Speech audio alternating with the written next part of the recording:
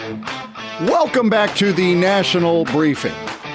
This is Kelly Nash coming to you from the National Briefing Command Center, which I'm sure, if you're watching on the video, even NASA would be envious of our command center. They wish that they had something this sweet for Artemis.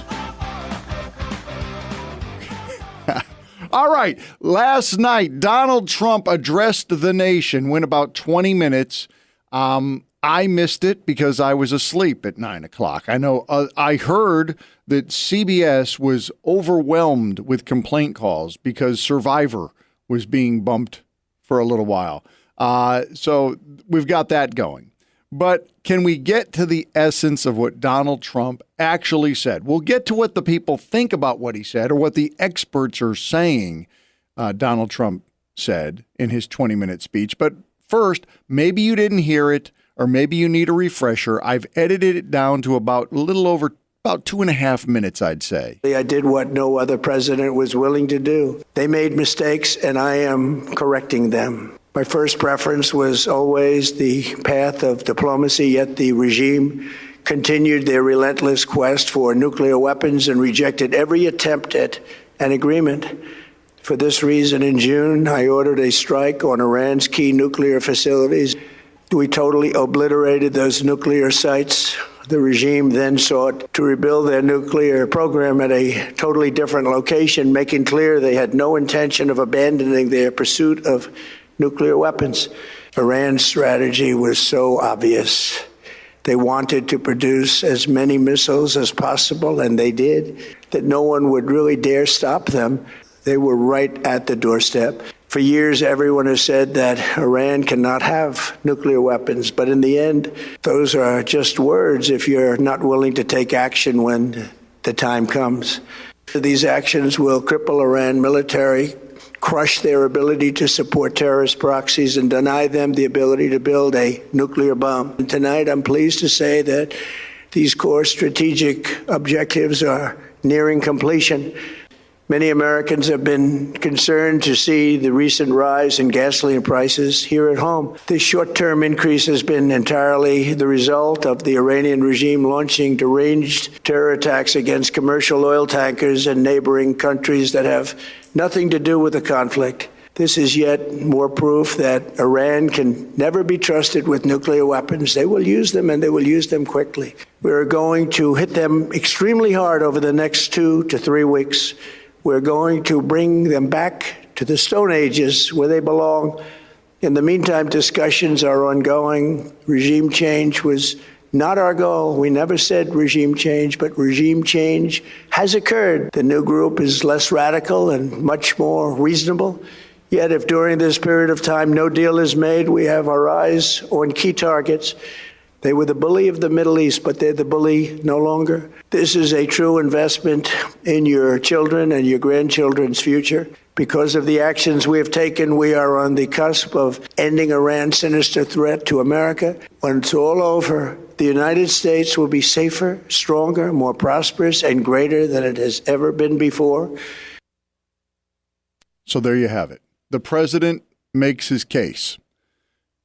Not putting any words in his mouth. I edited some of the words out because he likes to say, like no one's ever seen before, and so on and so forth. But that is the core message.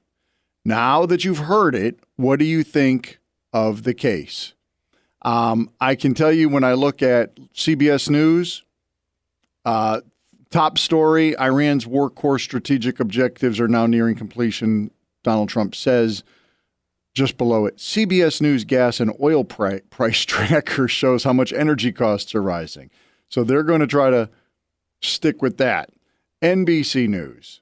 Trump makes his case for Iran war, saying it will end shortly, but more strikes are still ahead.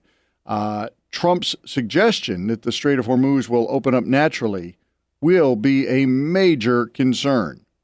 And they're going to allude to Trump. I don't know if we put that part in there with where he said it's going to open up naturally because Iranian, whoever's in charge of Iran is going to want to sell oil. So they're going to have to open that up if they're going to actually do that. So it'll just open up naturally. And then ABC News, they must have thought this speech was very powerful because they're not really covering it. Number one story, Artemis 2 live updates. Number two, how NASA plans on keeping astronauts safe during the Artemis 2 moon mission. Number three, Trump discussed removing Pam Bondi as Attorney General, according to sources. Johnson Thune announced plan to end the DHS shutdown, but could face long road. I mean, it's like Trump didn't even speak. So ABC must have thought this was a fantastic speech. But what did you think of it? You can always let me know on social media. I'm at Kelly Nash Radio. I will tell you that I thought it was good. I wouldn't say it was great. I'd say it was a good speech. Donald Trump really needs to, well, two things need to happen. One, he did do a contrast between this military conflict and other military conflicts. Like, again, we haven't had a war technically since World War II. So the Vietnam, quote unquote, conflict was like 19 years, 8 years in Iraq. There's a long history of long, drawn-out wars that aren't wars. And now here we are, day 32 is when he's speaking, and he's saying probably 2 to 3 more weeks. So he's going to say, basically, I wrapped it up in 60 days. And the point being, gas prices, of course, they have gone up. He was making the case that we have drilled, baby drilled, so we have more than enough gas for ourselves. Unfortunately, we are tied to a global gas market. So when gas prices go up in, wherever, places that need the gas out of the Strait of Hormuz, we're currently tied to that market. I don't know if there's a plan where if the Strait of Hormuz, can we get off the global market? If we're so self-sufficient, can we just go ahead and just say we don't need anybody else's oil? I know he was also talking about how Venezuela is, we're getting a lot of oil from Venezuela. Okay, that's great, I suppose.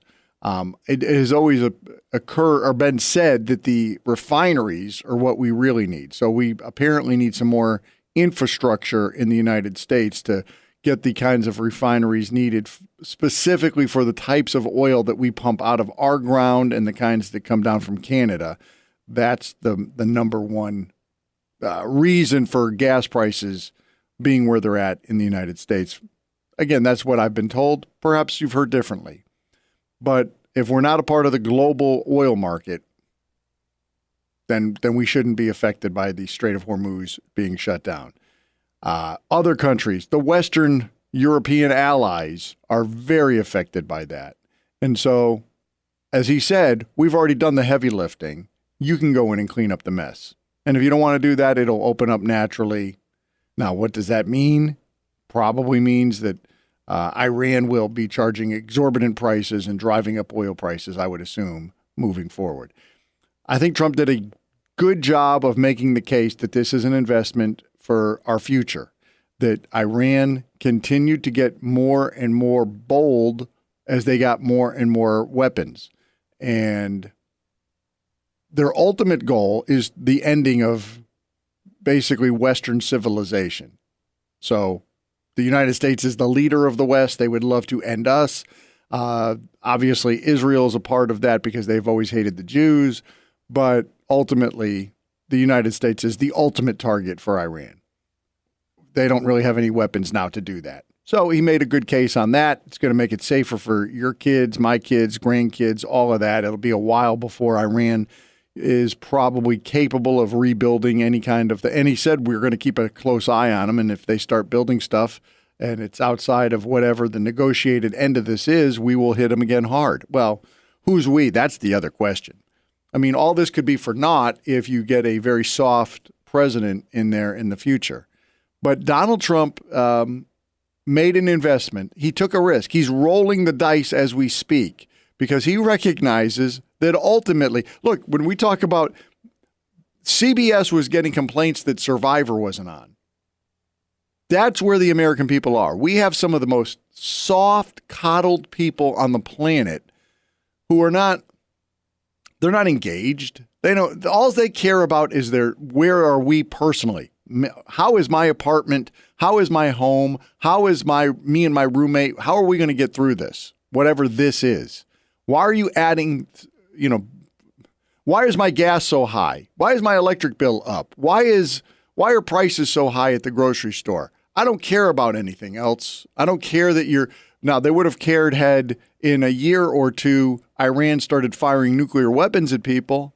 Oh, then food and gas and everything goes way up at that point, and they would have said, why didn't somebody do something about it? Well, Trump did do something about it. Now we got to pay a price now, but in order to continue the Republican rule, he's going to need to get a massive drop in prices here. I don't care how much he talks about the stock market. The prices must come down at the pump and ultimately in the grocery stores and all that sort of stuff. And it has to do it quickly. We need to have this handled, I would say, no later than maybe August. So there we are. We're on the clock. It's April. Can he get all this done by August? If anyone can do it, it's Donald Trump. Your escape from the mainstream echo chamber. The National Briefing.